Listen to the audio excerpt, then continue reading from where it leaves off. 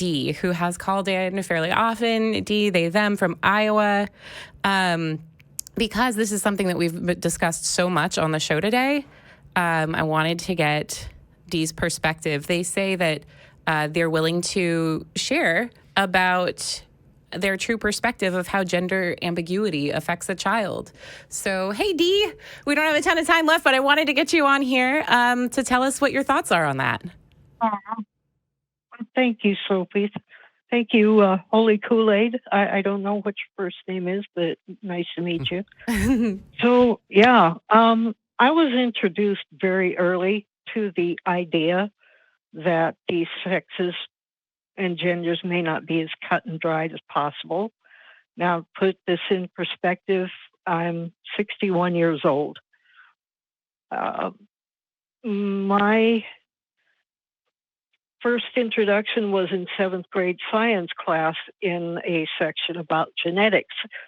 And the text talked about sex testing in professional sports and in the Olympics and stuff, because they wanted to make sure that an athlete was a quote unquote pure male or pure female and not have any genetic advantages. And by that time I had already been catching unspoken cues about my gender identity. I was a big rough and tumble tomboy, but my parents, surprisingly, they did not insist on only buying me gender appropriate toys. I got a lot of tomboy toys and stuff, but as I approached my preteens, I started feeling pressure to not be a tomboy anymore and to act more girly and feminine. Add to that, when I was 6 years old, I found my baby book that Mom had started for me, and I read the very first words my dad said when I was born. And what he said was, it was supposed to be a boy. Oh my gosh. And so from my mom, I felt a pressure to be more feminine. And from my dad, I felt kind of a disappointment. And when I found that baby book, I started trying to engage with him. I wanted to go hunting, but I was really squeamish. I wanted to go camping, and we did go camping at times.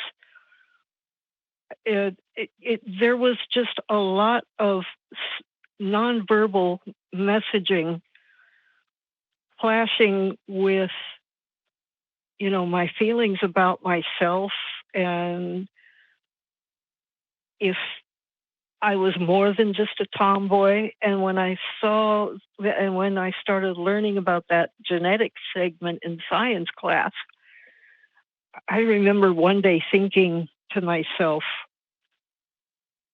when I get old enough, I need to have some genetic testing done. Mm-hmm. Yeah. Now, for various reasons, I went through, in my late 20s, I allowed myself, I identified as a lesbian and identified that way all the way up until last year. Mm-hmm. And I think it's very significant that my real acceptance of my thoughts about religion coalescing into a more or less atheistic outlook also freed me to accept what I felt back at 12 and 13 years old, that I am non-binary. Yeah, And oh, sorry, go ahead. can't express to you I can't express to this fellow that called two things: how much I feel. Number one, big relief. And number two, whether or not you have an issue with it. Sorry, guy. Last week I gave away my last fuck.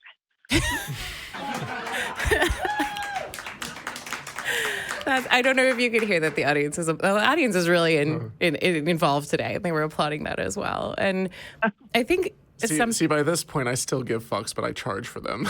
Oh, that's good. I think something I want to pull out of your story too is that nobody told you that it was cool to be gender nonconforming, right? Like that. I think oftentimes how we have this discussion now, it's almost like people talk about the social contagion of it, of being gender nonconforming or being trans, or this idea that it will only occur to you that you're gender nonconforming if someone in a position of authority tells you that that's an option. It's so fundamentally untrue. And, you're mentioning that you're a little older, just like the caller earlier was saying, well, back in my day, no one did that really. And it's like, yeah, but it doesn't mean people weren't there. And I always appreciate your calls so much. And I appreciate you calling and giving us that perspective after speaking with that caller. I appreciate the time. Thank you so much. And nice to speak to you again, Sophia, and nice to meet you, Holy Kool-Aid. You too.